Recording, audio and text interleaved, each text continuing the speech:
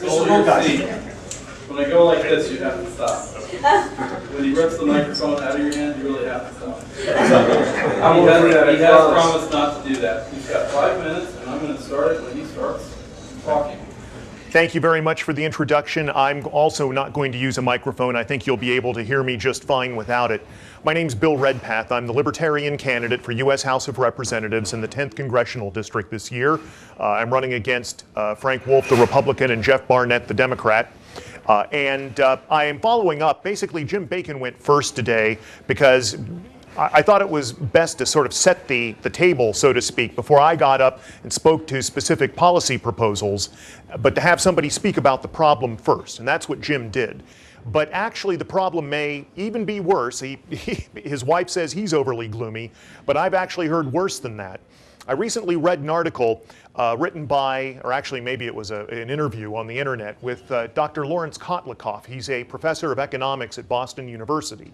And he said he had analyzed the situation and said that the U.S. government, if it had to keep its books according to generally accepted accounting principles, as do the corporations in the United States, and if they don't, their executives go to jail. But the Congress doesn't have to do that. The federal government doesn't have to do that.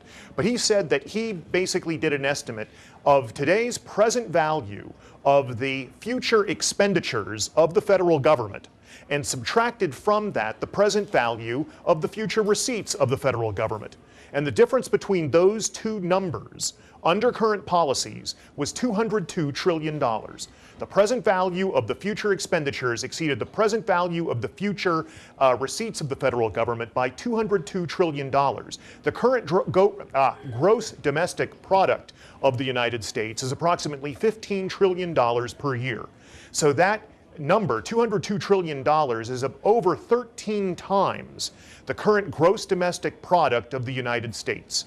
Between that and the presentation of Mr. Bacon, I've told people for years, and I don't like saying this, but the federal government is going to welsh on its promises to the American people. Not because it wants to, but because it will have to. And that's a very sad situation. And it is a situation that we can address, and it is a situation that I have spoken to with respect to trying to reform entitlements. We have to do that. There's no getting around that. Specifically, the big three entitlements of the federal government are Medicare, Social Security, and Medicaid. Probably the easiest of those three, and it's a tough enough problem, but Social Security is probably the easiest of those three.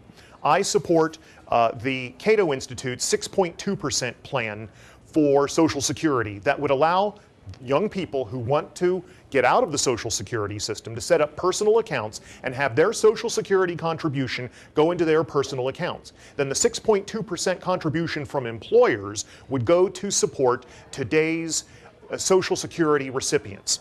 The Congressional Budget Office has studied this plan and says that it is a sound way to get Social Security back onto long-term fiscal solvency. And that is my solution to the situation with respect to Social Security.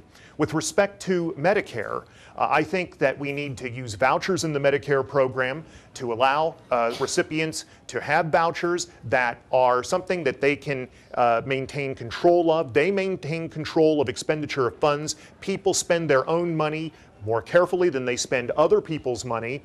This would be something that would go into a medical savings account. It would ultimately be inheritable. It would reduce expenditures, but Medicare premiums need to be adjusted for two things: lifetime income history, so that those who have earned more over the past pay higher premiums for Medicare, and also health status. There needs to be an adjustment for those two things, health status and income history, to alter each individual's Medicare premiums. And with respect to Medicaid, this is a welfare program. It's a medical welfare program. Currently, it's a matching grant program that actually gives states incentives to spend more, because if they spend more, they get the federal government to match that and spend more. They need to cure that by moving into a block grant program where a fixed amount is given to the states and phase it out over 10 years to allow the states to adjust to providing this services to their own citizens. Under the U.S. Constitution, it should be the responsibility of the states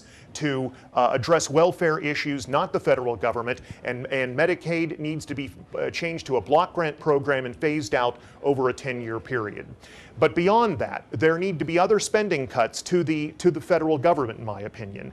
I think politicians never have to have an original idea. They just have to take and choose wisely among the ideas that are already floating around out there. With respect to downsizing government, I'll wrap up here in just a moment, but with respect to downsizing government, I see your hand. If I could just wrap up here, if I may.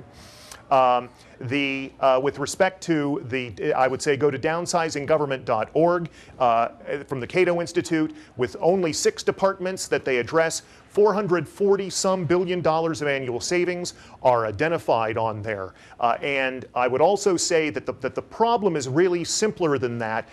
From the Cato Institute, although I would cut those programs, I would also say that the Cato Institute put something out this week that said that if the federal government only grew spending by 2% per year through 2020, that's essentially flat real spending, just for inflation, 2% growth per year, with revenues growing the way they are, the budget would be balanced by the year 2020. That shows you how profligate the current politicians have been, and why I'm running for the U.S. Congress, because the spending situation in Washington is absolutely out of control with the Republicans and the Democrats. That's why I'm running for Congress, and I respectfully ask for your vote on November 2nd. Thank you very much.